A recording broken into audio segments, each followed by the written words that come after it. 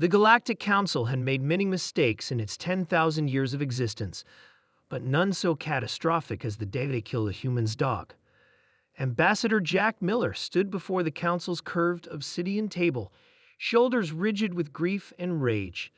The 7 alien representatives watched him with compound eyes, tentacles, and other sensory organs that could not comprehend the depth of human attachment. "You have heard our decision, humans," said High Counselor Voss, his blue-scaled skin shimmering under the chamber's lights. "The quarantine violation required termination of the contaminated specimen. Your emotional response is noted but irrelevant." Jack's voice came out surprisingly steady. "That specimen was named Buddy. He was 12 years old. He saved my daughter from drowning when she was 4. "Regardless," said Counselor Trell, her mandibles clicking with impatience, "bringing an unregistered Earth predator to a diplomatic summit violated 16 separate protocols. The situation has been addressed." "Yes," Jack said quietly, "it has been addressed. Earth acknowledges your decision." He turned and left without a formal bow, another violation that the Council noted with mild concern. None of them noticed the small device in Jack's palm as he exited, or the single word he whispered into it, Prometheus. Admiral Lisa Reynolds sat alone in her office aboard the orbital station Heimdall *, Earth's official military headquarters. The station was a technological marvel, but any Council observer would have assessed it as primitive compared to their own capabilities. That was by design. Her secure terminal chimed. One word appeared on the screen. Prometheus *. "God help us all," she whispered, pressing her palm against the hidden scanner beneath her desk. The wall beside her slid open, revealing a secondary command center that officially did not exist. As she stepped inside, screens illuminated automatically, showing hundreds of vessels appearing seemingly from nowhere throughout the solar system. Earth had maintained the facade of a minor technological power for nearly a century since first contact.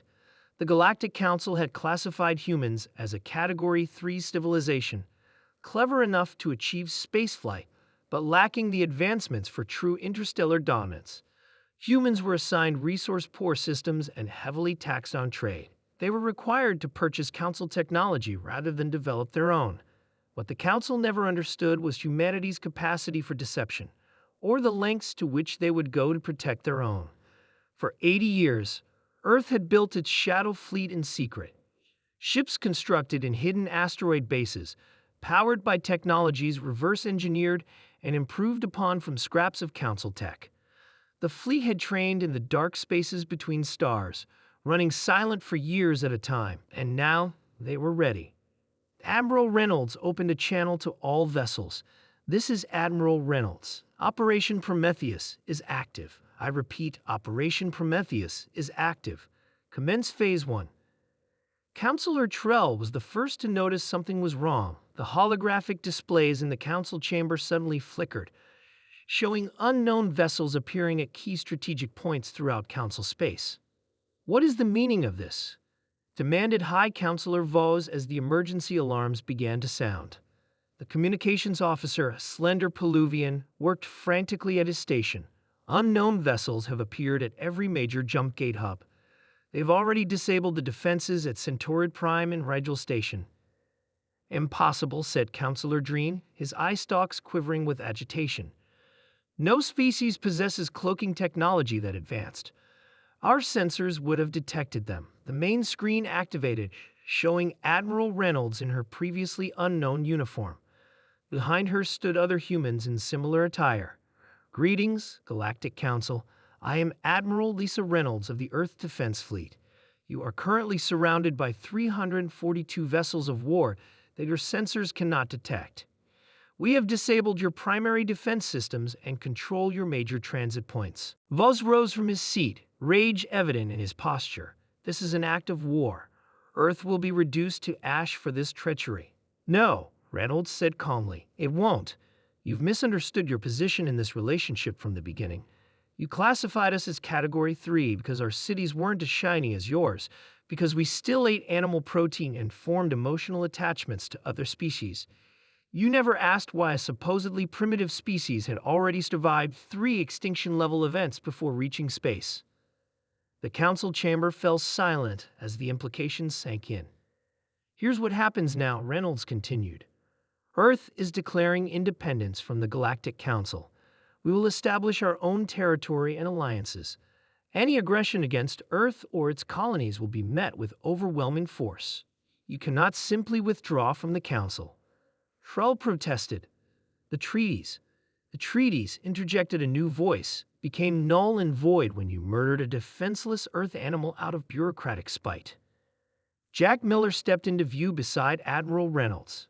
Council laws allow civilizations to act in self-defense when their fundamental rights are violated, Jack said.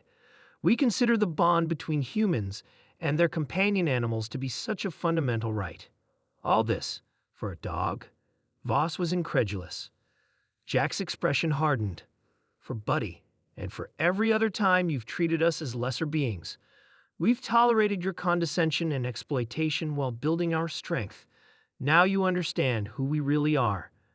The council members exchanged glances as the reality of their situation became clear. Their military was spread thin across the galaxy. If the humans truly controlled the jump gates, they could cripple the council before a proper response could be organized. 3 days later, the Treaty of Terra was signed.